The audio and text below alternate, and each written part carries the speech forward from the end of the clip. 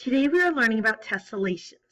Please copy the standard benchmark indicator on a clean page in your math notebook. The student will build tessellations with congruent shapes using slides, flips, and turns. Translations and tessellations. When a figure is slid to a new position without flipping or turning, this new image is called a translation. A pattern of congruent shapes with no gaps or overlaps is called a tessellation. Example 1. State whether the one figure is a translation of the other. The figure is in a new position. The figure did not flip or turn, so the figure is a translation.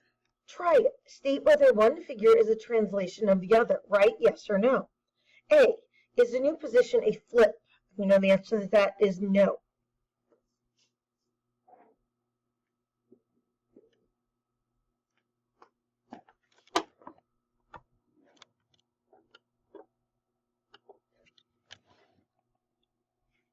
The second question, is the new position a rotation? The answer is yes. So, is the new position a translation? No, because it was rotated, not slid.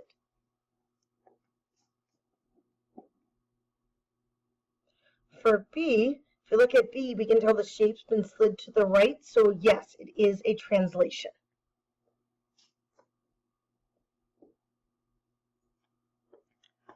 For C, the shape is again, it's been slid to the right, so it is a translation.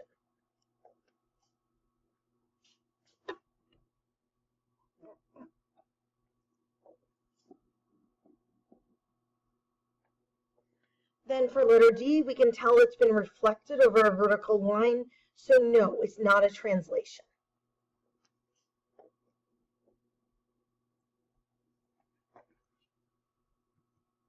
Example 2, state if the figure tessellates. The figure tessellates if you can move it either by reflecting it, turning it, translating it to make a pattern where the shapes all fit together. There aren't gaps in it anywhere. In this case, this figure to the right does not tessellate because there's no way to move the figure to make a pattern of congruent shapes with no gaps or overlaps. So, for the triad down here, we're going to make a drawing to show whether each figure tessellates. Looking at E, E can tessellate because we can reflect or rotate the triangle each time so we can fill in the entire pattern to make it without any gaps. So we're going to draw another triangle to show how that works.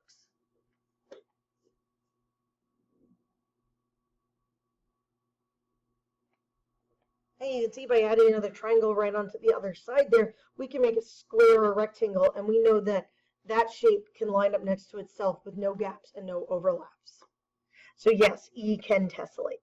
F is a regular hexagon, so all 6 of the sides are exactly the same length. So yes, it will tessellate. If you've ever seen a picture of honeycomb from a bee, this is what that looks like. So we're going to draw another couple of shapes, as much of them as we can fit on the paper to show how this will tessellate.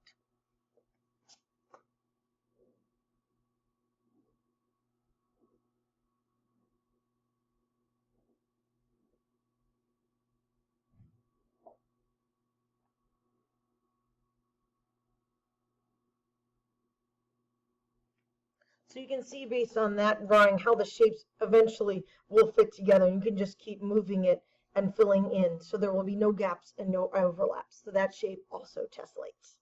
Please make sure you have this glued in your math notebook.